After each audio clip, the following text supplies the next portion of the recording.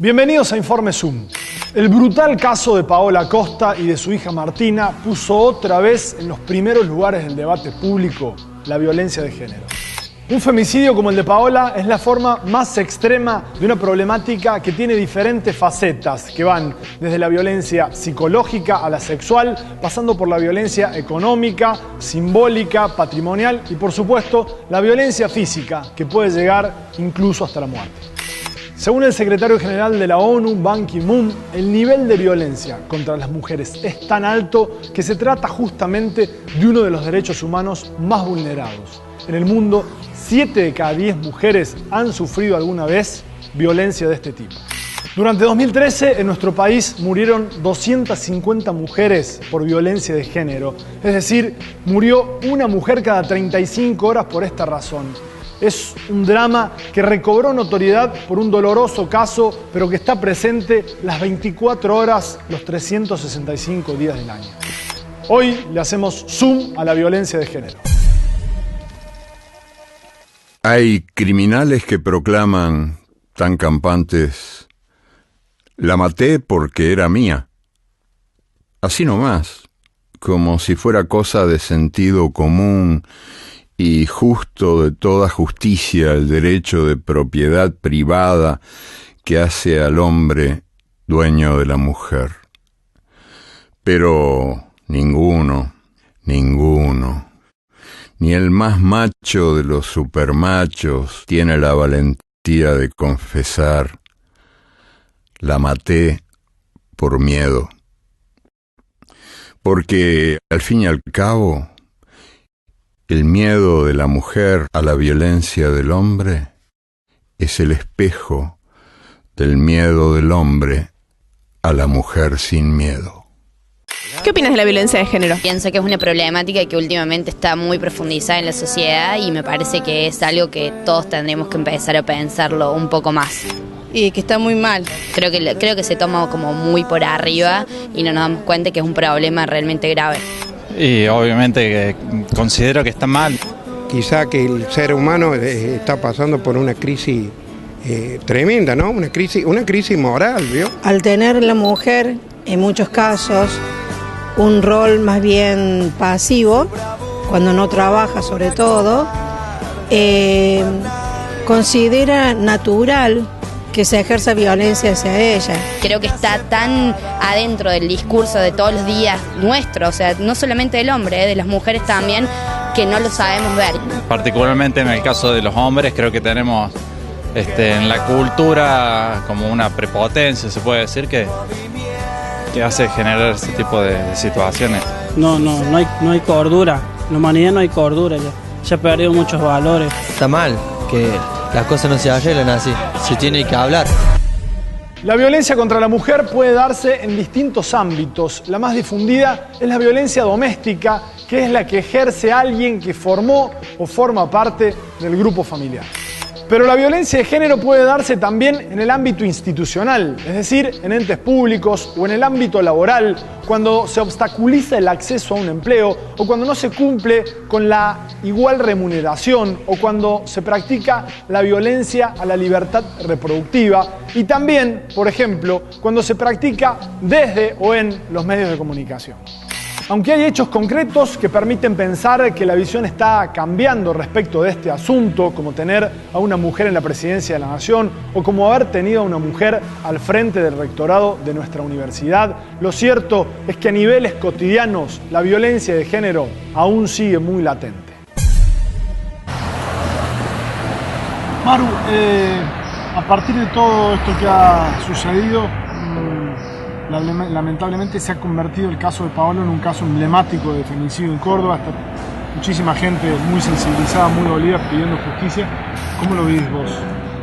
Es difícil estar de este lado en este momento de si bien ha habido mucha repercusión con el caso y la gente creo que ha tomado un poco más de conciencia de lo que significa cuando hablamos de feminicidio, de qué hablamos, saber que hay que conocer a la gente con lo que uno anda, con lo que uno está, y porque se puede encontrar con cualquiera en la vida. Y en el caso de Paola, de haber tenido después de tanto tiempo la indiferencia de él ante su nena, haber querido luchar por la identidad y que tener semejante respuesta que fue directamente la muerte. Ha quedado la sociedad muy dolida, muy golpeada, está muy sensibilizada por lo que pasó con Paola y con Martina. ¿Qué lectura haces vos?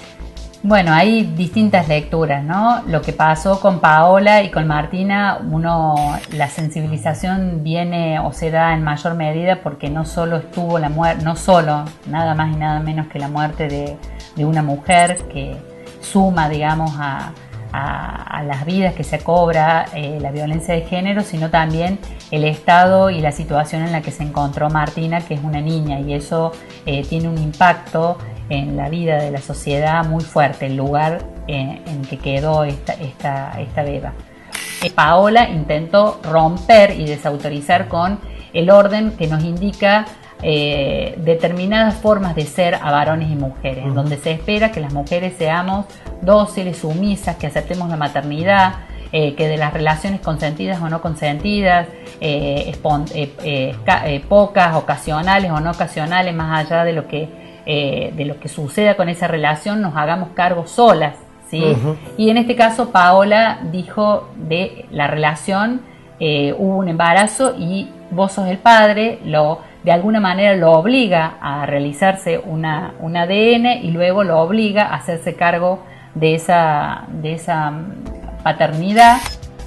Laura, vos trabajás mucho con casos de violencia de género y cuando uno dice esto y piensa en esta frase, es como que ve la consecuencia final, pero digo, antes de un femicidio o que llegue a los tribunales, hay toda una cadena de cosas que pasan antes, ¿no? Sí, hay toda una cadena de actos violentos que pasan antes. La muerte o el golpe en la mujer, que es lo que la gente ve o lo que el diario capta o lo que la noticia toma, es la punta del iceberg. Por debajo ha habido una serie de actos de violencia que han sido no tenidos en cuenta. ¿Por qué razón? Porque la violencia es un círculo en el que se vive. Y ese círculo hace que las mujeres acepten un grado de violencia que provoca que la violencia vaya en escalada. El empujón o la cachetada ya es violencia. Por eso, cuando nos paramos frente a juzgar actos de violencia de género, tenemos que partir que la tolerancia del acto violento debe ser 0. Porque cuando la víctima reacciona, normalmente ya está. Yo viví 20 años con un hombre violento. Ejerció violencia física en 2 o 3 oportunidades que las denuncié. ¿Por qué 20 años? Yo creo que fue mucho la crianza, la religión, la sociedad. O sea, nosotros nos criamos con muchos mandatos sociales y religiosos, ¿no es cierto? Entonces yo, cuando me casé para toda la vida. ¿Entiendes? Nicolás, ¿qué papel le cabe a la Iglesia en la violencia machista, en la violencia de género que vemos? Bueno, su rol es fundamental, fundamental. La Iglesia, por un lado, tiene una capacidad de penetrar en las capas populares y en las clases medias y las clases altas como creo ninguna otra institución. El poder que la Iglesia tiene para penetrar en la conciencia, en la cultura, en la opinión pública es inmenso. ¿Cómo se plasma eso? Y bueno, eso se plasma a través de todas esta capilaridad que tiene la Iglesia, en donde puede ejercer el rol de maestra. De hecho, la Iglesia se define como maestra. Digamos, tiene una penetración en la conciencia de la gente impresionante. Por eso no puede obviar su responsabilidad, teniendo, digamos, este poder de llegada, no puede obviar su responsabilidad. Y por otro lado, el modelo que presenta de mujer es el de María. Un modelo curioso, porque es virgen. Entonces las mujeres o tienen que ser vírgenes, monjas, o madres. La maternidad es algo maravilloso, ¿quién lo puede discutir? Pero cuando vos reducís la mujer a la maternidad, en la concepción eclesiástica que es encerrada en la casa, en el hogar y punto, en donde el placer juega solamente el rol de facilitar la maternidad, el placer sexual no tiene derecho por sí misma, simplemente en función de la maternidad. Y bueno, entonces, ¿cuál es el modelo de mujer que se presenta?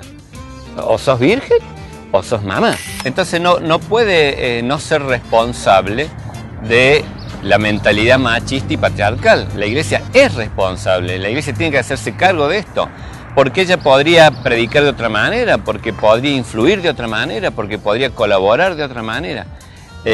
La Iglesia en esto juega de una manera, digamos, sutil, una influencia perniciosa para con la sociedad, porque sostiene un modelo de mujer que lo ubica en un segundo plano y que da pie después, obviamente, o alimenta todo lo que se conoce como la violencia de género o no darle a la mujer el lugar que realmente le corresponde.